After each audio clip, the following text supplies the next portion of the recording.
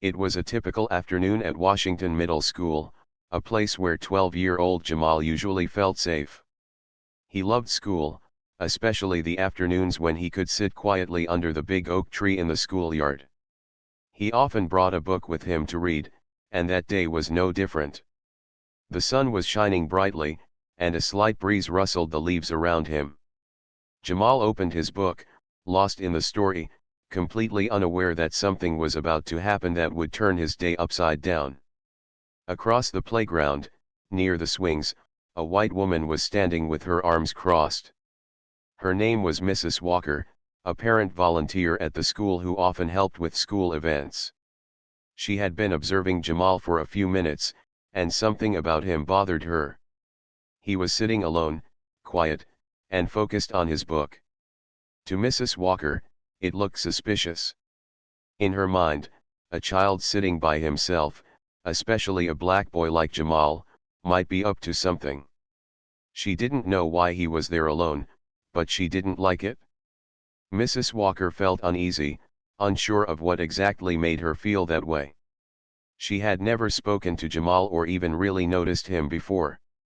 But today, for some reason, she couldn't shake the feeling that something wasn't right. Without giving it much thought, she pulled out her phone and dialed 911. Her voice was shaky but firm as she reported a suspicious child sitting by himself, saying that the boy looked out of place. She didn't explain why, nor did she offer any proof that Jamal was doing anything wrong. "Yes, I think you should send someone over. He seems to be just sitting there, not moving. I don't know, something's off about him," she said quickly, her words rushing out. "He's a black boy, alone on the playground." Her phone call was brief, but it had serious consequences. As soon as she hung up, she stood there, watching Jamal, a sense of pride in her chest. In her mind, she had done the right thing. After all, she was only trying to keep the school safe. Jamal, on the other hand, had no idea what was happening. He kept reading his book, oblivious to the fact that the woman across the playground had just called the police on him. It wasn't until he heard the distant sound of sirens that he looked up, confused. He saw two police officers walking toward him, their faces serious. Jamal's heart skipped a beat. He stood up slowly, clutching his book in his hands. The officers approached him, not knowing what to expect, their eyes scanning him up and down. Jamal didn't know why they were here. He had done nothing wrong. His mind raced as they got closer, unsure whether he should speak or remain quiet. He felt a knot tightening in his stomach. "Hey, son, we need to talk," one officer said, his voice calm but firm. "What are you doing here alone?" Jamal hesitated for a moment, his thoughts racing. He was just sitting there, reading, trying to get through his favorite book. He had done nothing wrong, but his fear was starting to rise. He had heard about things like this, about people being treated unfairly because of the color of their skin. But it had never happened to him, not like this. "I'm just reading," Jamal said quietly, his voice shaking slightly. "I wasn't doing anything wrong." The officer nodded but didn't seem convinced. "Do you have a reason to be here alone?" Jamal didn't know what to say. Why did it matter? Why couldn't he just be left alone to enjoy his book? But instead of asking those questions, he simply repeated, "I'm just reading." The second officer stepped forward, his eyes scanning the playground as if looking for something that would explain the situation. He didn't seem to have any more information than Jamal did. By now, the other children had started to gather around, watching the interaction with curiosity. They didn't understand what was going on, but they could feel the tension in the air. Jamal had always been quiet, a kid who kept to himself, but this was different. This felt wrong. The officers exchanged a few words, and Jamal could see the confusion in their eyes. They weren't sure what to make of this. They had no reason to arrest him or take him in, but they had already responded to the call. They didn't want to leave without doing something. For a moment, it felt like the situation could go either way. Just then, Jamal's phone buzzed in his pocket. His mother's name flashed across the screen. It was his mom, Karen Matthews, and Jamal's heart raced with relief. Maybe she would know what to do. He quickly answered the call, his voice a little shaky as he greeted her. "Mom. There are 2 police officers here. I don't know why. They say they need to talk to me." Karen Matthews, an FBI agent known for her calm demeanor under pressure, was finishing up a meeting when she saw the incoming call from Jamal. A sudden sense of unease gripped her as she answered the phone. "Jamal? What's going on? Why are the police there?" she asked, her voice tight with concern. "I don't know, Mom. They just came up to me and started asking questions. I haven't done anything wrong." Jamal's voice trembled slightly as he spoke. He hated feeling scared like this, but there was nothing he could do. "Stay right there, Jamal. I'm coming. Don't speak to anyone else until I get there," Karen said, her tone now filled with authority. She hung up the phone, her heart pounding. As an FBI agent, Karen had seen many things, but she never expected to get a call like this about her own son. She knew all too well the dangers of racial profiling, and she was not about to let it happen to Jamal. Karen rushed out of the office, her heels clicking against the floor as she moved swiftly toward the parking lot. She didn't have time to waste. Her son was in a vulnerable position, and she knew exactly what needed to be done. As a seasoned professional, she understood how quickly things could escalate, and she wasn't going to let that happen. The school was only a short drive away, but it felt like the longest journey of Karen's life. She knew that she had to act quickly, but she also knew that Jamal was strong. She had raised him to be confident and calm under pressure, but no amount of preparation could protect him from the unfairness of the world. She had spent years fighting for justice, and now it was her turn to protect her own. As she drove, Karen reminded herself that she had the power to change the situation. She was a mother, yes, but she was also an FBI agent with the experience and knowledge to confront this kind of bias. She knew how to navigate tense situations and ensure that justice was served. And she would make sure that her son was safe, no matter what it took. As Karen Matthews sped down the street, her mind raced through the possible scenarios. She knew how dangerous situations like this could get. As an FBI agent, she had dealt with countless cases involving racial discrimination and profiling, but never had she imagined that it could touch her own son. She gripped the steering wheel tighter, her fingers turning white as she tried to steady her breath. Jamal, her son, was only 12 years old, but in that moment, he was facing a challenge far bigger than any child should have to face. When Karen pulled up to the school, she parked quickly, barely pausing to lock the car. Her heels clicked on the pavement as she rushed toward the school entrance. Inside, the principal, Mr. Harris, was already waiting for her. His face was pale, and he looked uncomfortable, as if he didn't quite know what to say. The tension in the air was palpable, and Karen immediately felt her professional instincts kicking in. "Mrs. Matthews, thank you for coming so quickly. We have a situation here," Mr. Harris said, his voice shaking. He led her through the hallways, his footsteps echoing on the shiny floor. "Where's Jamal?" Karen asked, her voice calm but firm. She didn't have time for pleasantries. She needed to see her son. "He's outside," Mr. Harris said, glancing nervously over his shoulder. "The police are still with him, but they haven't done anything drastic yet." Karen nodded, not needing any more information. She knew exactly what had happened. A white woman, a parent volunteer at the school, had called the cops on Jamal for no reason other than the fact that he was a black boy sitting alone.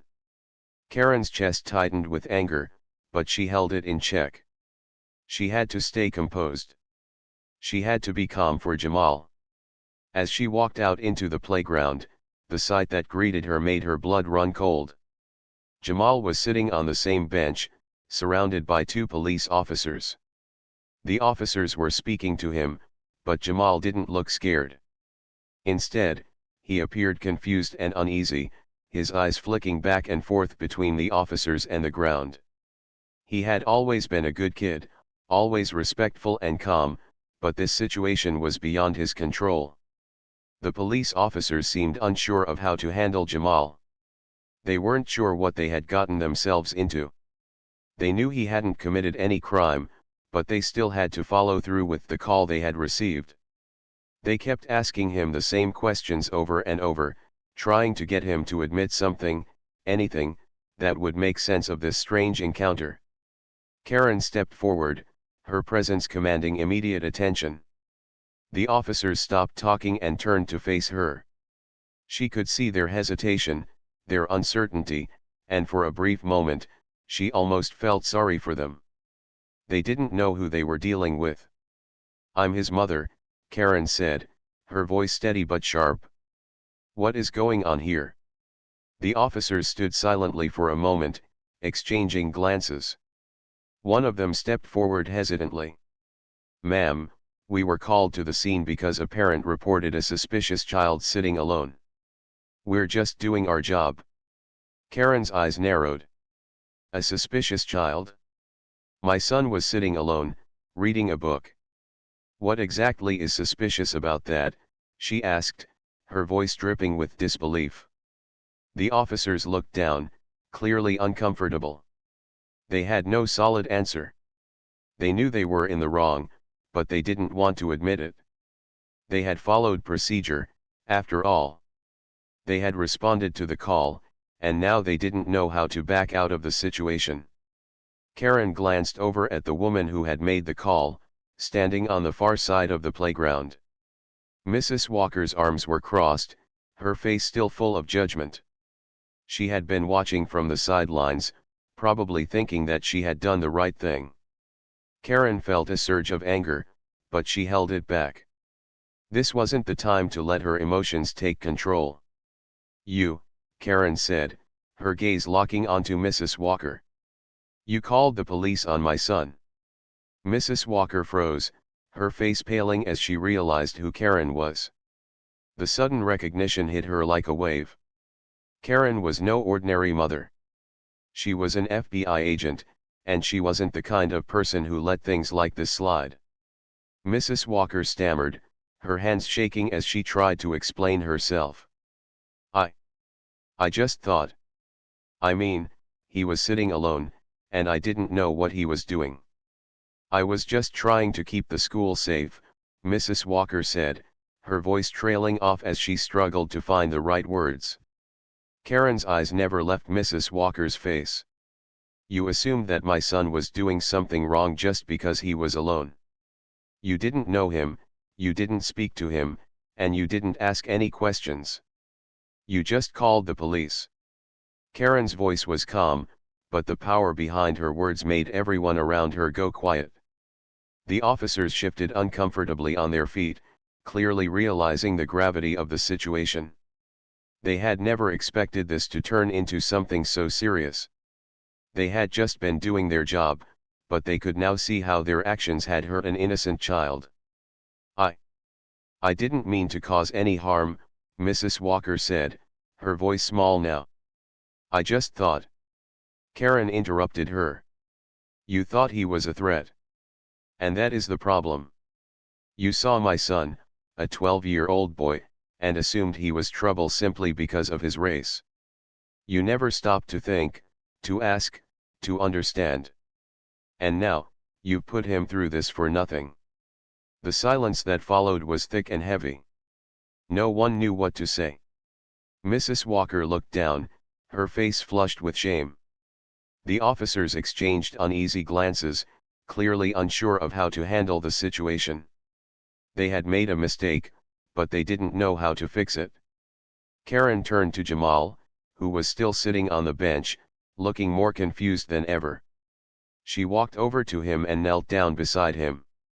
"Hey, buddy," she said softly, her voice filled with reassurance. You okay? Jamal nodded, but his eyes were wide with a mixture of fear and uncertainty. I didn't do anything, Mom. Why are they treating me like this? Karen smiled gently, brushing a strand of his hair from his forehead. I know, sweetie. I know. But you don't have to worry. I'm here now. And we'll make sure this never happens again. She stood up and faced the officers. This is over. My son was never a threat, and you know it. I expect an apology for this whole situation. The officers were quiet for a long moment, and then one of them finally spoke up. We're sorry, ma'am. We shouldn't have treated your son this way. Karen nodded, her expression still serious. It's not enough to just say you're sorry. This kind of thing has to stop. And it will. Not just for Jamal, but for every kid who faces this kind of bias every day. The officers nodded, their faces reddening with embarrassment. Karen turned back to Jamal, pulling him close in a comforting hug. She had a long road ahead of her, fighting for justice for her son and for others like him. But for now, she was just a mother, making sure her child was safe. The tense silence in the playground seemed to stretch on forever, but Karen Matthews refused to let it overwhelm her. She could feel the weight of the moment and injustice unfolding right before her eyes. Jamal, her son, had done nothing wrong. He was just a young boy, alone for a few moments, reading his favorite book on a warm afternoon. But the moment the woman, Mrs. Walker, had called the police, Jamal had become the subject of suspicion. Karen's thoughts raced as she held Jamal close, her arms wrapping around him protectively. He had looked so small on the bench, his eyes wide with confusion. In that moment, Karen knew her son's world had changed forever. He would always remember the fear of those police officers standing over him, the helplessness of being wrongly accused. But that wasn't the end of the story. Karen wouldn't let it be. She looked back at the officers, who still stood there, their faces flushed with the shame of their actions. They had tried to do their jobs, but their actions had been far too hasty, far too rooted in bias. Karen wasn't going to let them off the hook so easily. She had spent years investigating cases where people, especially people of color, were mistreated because of their race. She had worked tirelessly for justice. Now it was time for her to stand up for Jamal and make sure nothing like this ever happened again. One of the officers, the one who had spoken to Jamal earlier, took a hesitant step forward. Ma'am, I know this situation is difficult, but we were just following up on a call. We didn't know he was your son. We weren't aware of the whole situation. Karen's eyes narrowed, but she kept her voice calm. You didn't need to know he was my son to know that you were wrong. You could have asked him questions, gotten to know the situation before jumping to conclusions. Instead, you assumed the worst about him. And that's exactly what happens when we let bias dictate our actions. The officer nodded but didn't say anything else.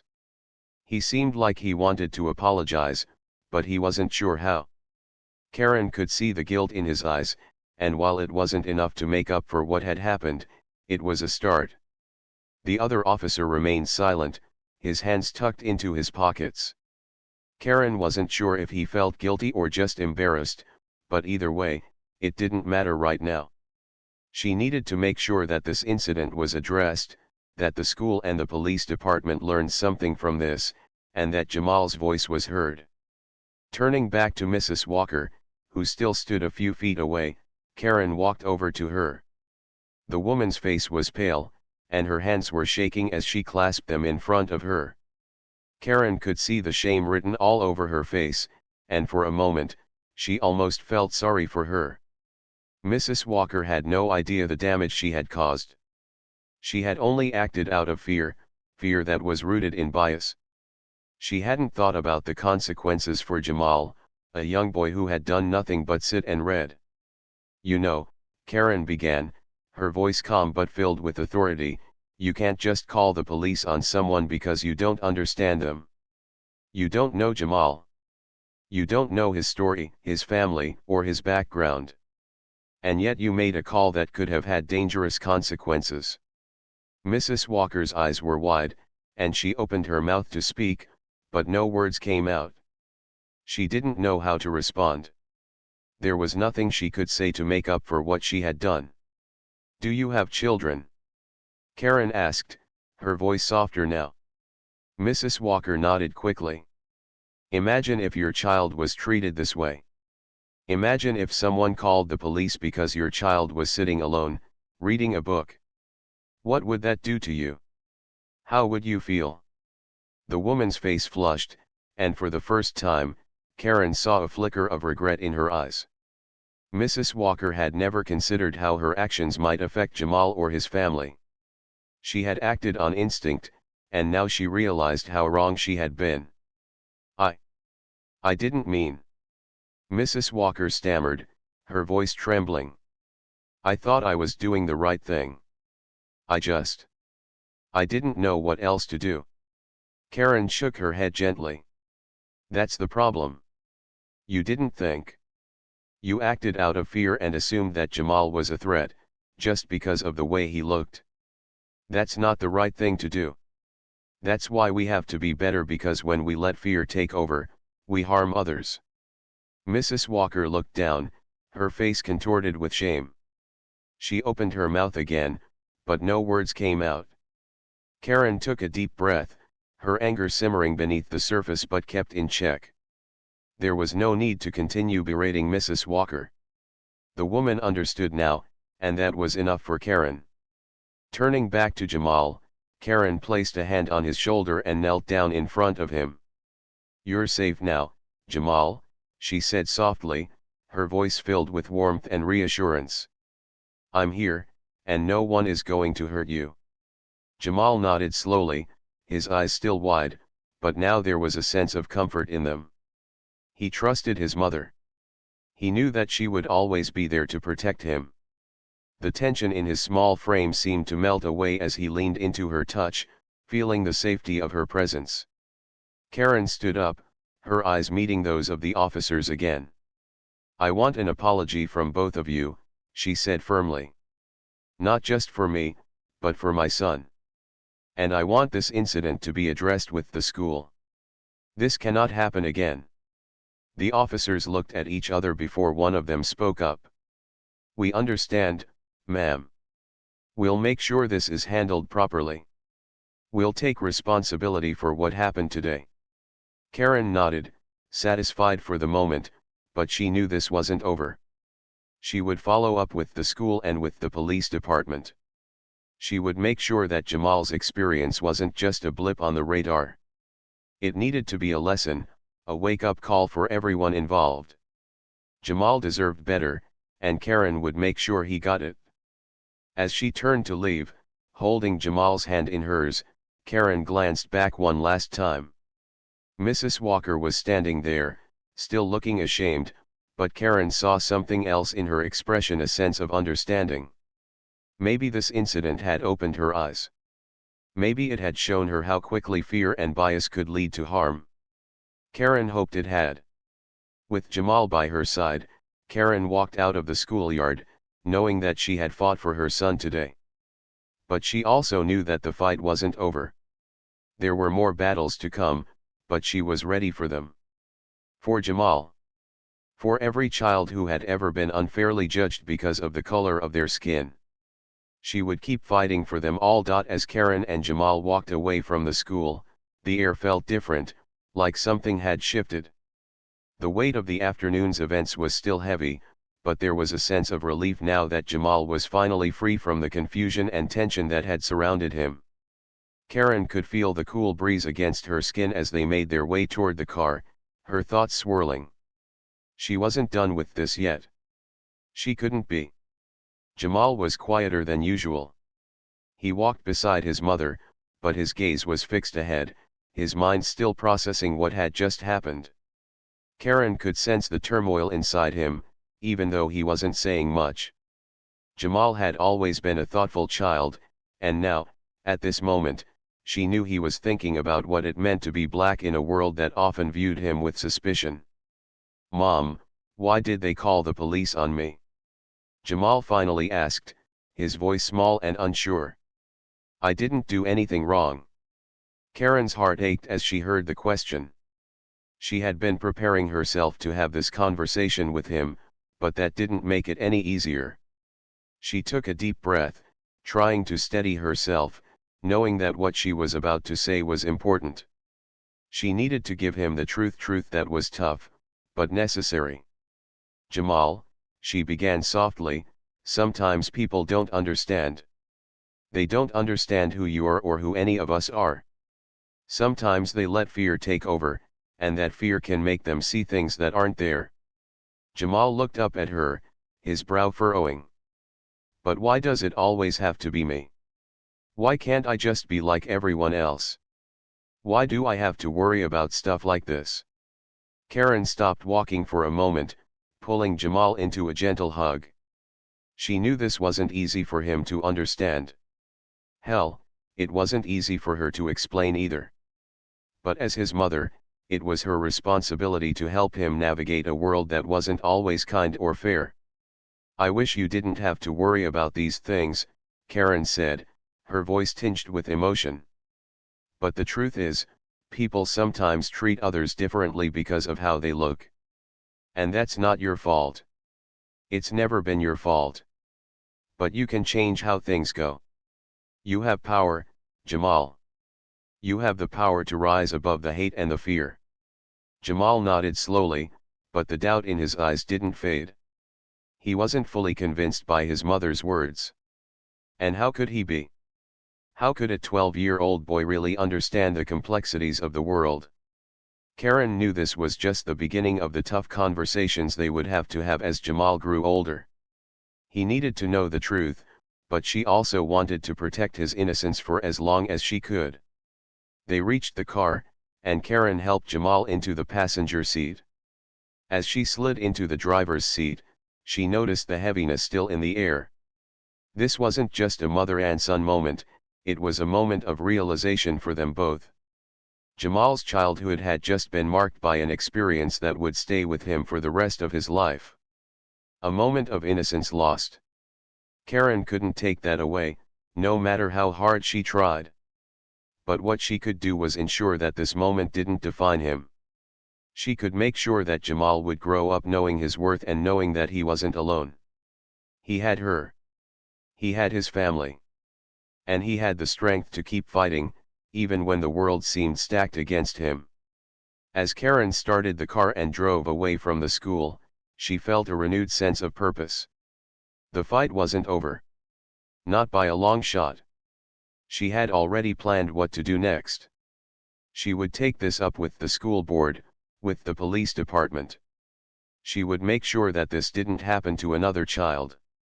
Jamal's experience would be the catalyst for change, and Karen wouldn't rest until she knew that.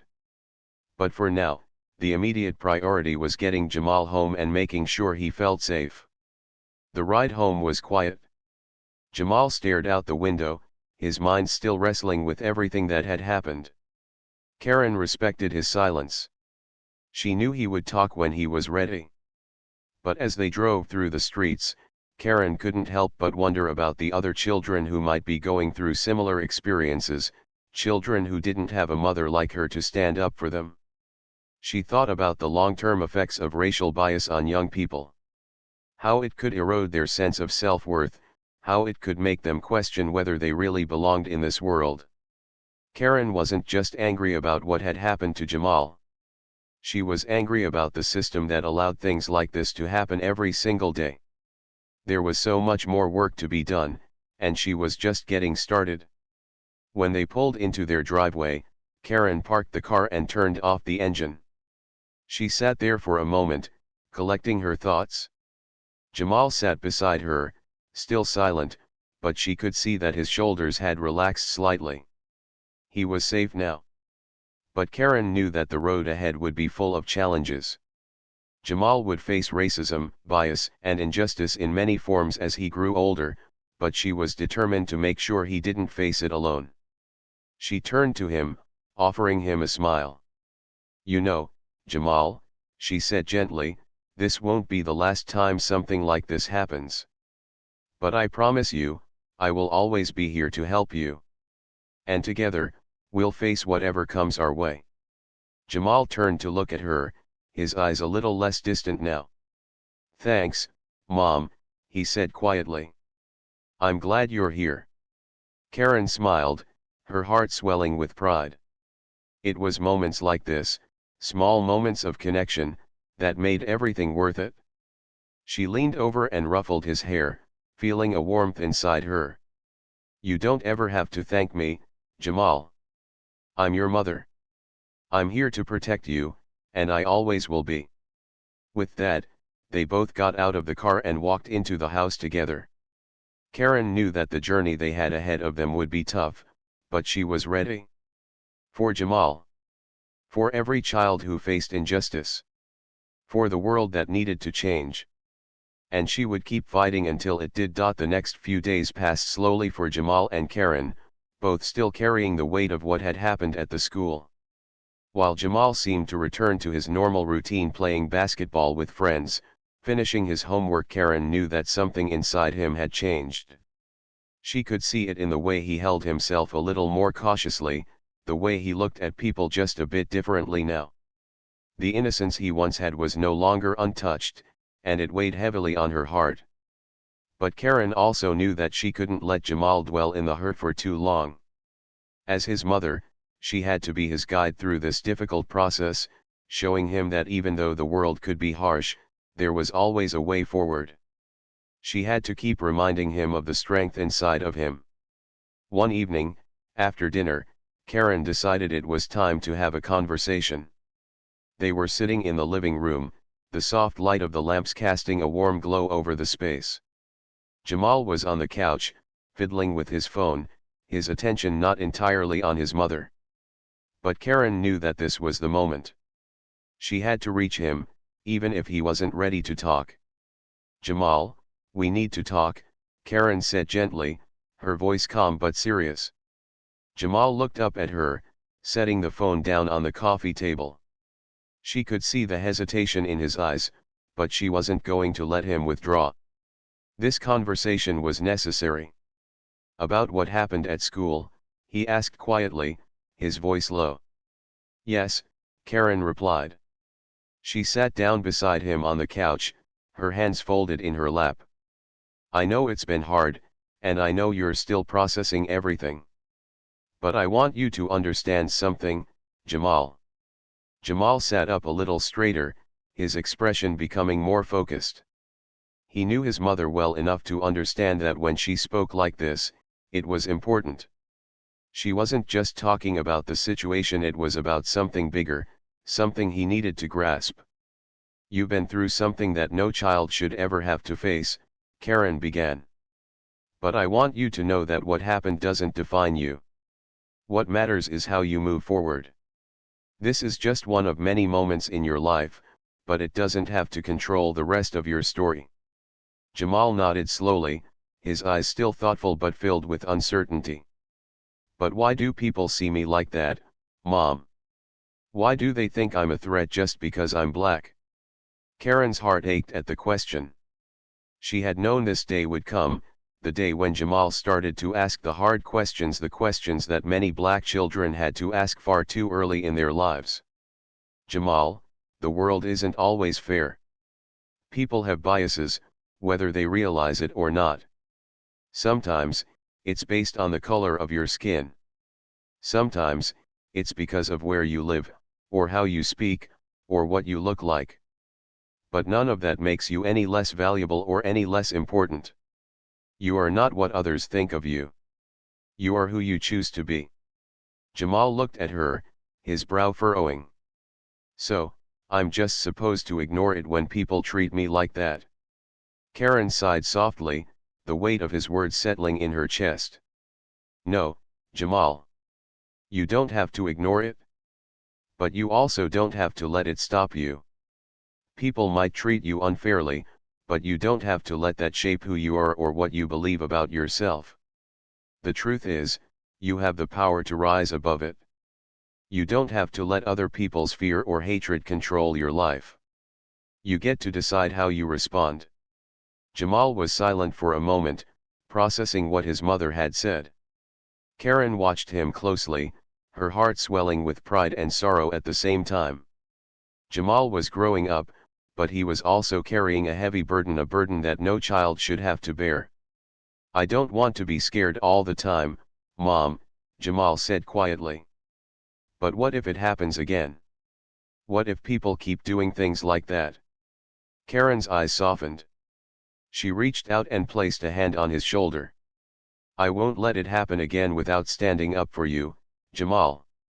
And I want you to know that you can stand up for yourself, too.